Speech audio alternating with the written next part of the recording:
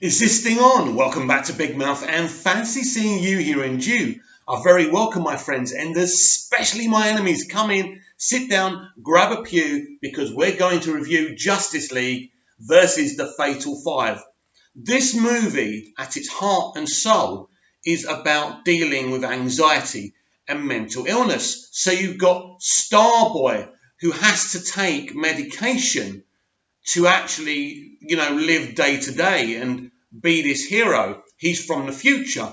But you've got Jessica Cruz, who's dealing with anxiety because of the terrible ordeal and event that she went through. So this is really about, at its heart, these two characters, one dealing with anxiety, one dealing with mental health. And it's a very, very interesting premise. And I must say, it has a very, very emotional climax in the sense of what Starboy decides to do, considering that this young man hasn't been able to take his meds in the present day because they don't exist.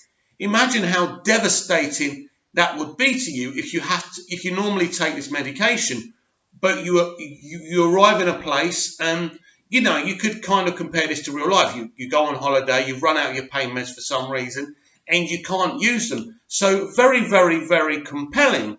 So Starboy, aka Thomas, and Jessica Cruz kind of bond because they've got these things in common. It's very, very compelling because even though you have Superman and Batman and Miss Martian and all of that, it's not really about them. Really, the normal Justice League characters are in the background. This really is a story about Jessica Cruz's anxiety and still being a great hero and a great lantern, and Starboy having to live with his mental health issues and not being able to take the medication. Standout moments have to be Batman and Miss Martian when he goes, I don't want to hang out with a teenager. He says something like that, and she kind of transforms into Robin, and he goes, point taken.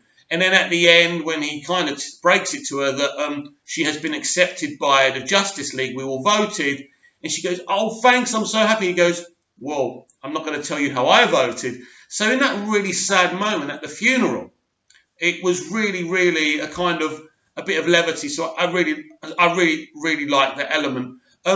So you've got really good villains in this, villains like the Persuader. And what I liked about the villains in this film was how powerful they are and how much damage they actually ended up causing our heroes. I mean, when they go to, how do you say it? OR, right? When they go to the Lantern Corps planet, right?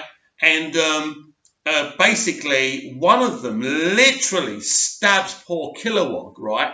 Now, I don't understand how Kilowog's still breathing under that, but my knowledge of the Lantern Corps isn't that great. But I love Kilowog. We all love Kilowog, don't we? Anyway, so he's injured, and that's really, really sad. But I think he's still alive. As I say, somehow, obviously, Green Lanterns can survive a lot more than normal people can. And Kilowog is obviously an alien.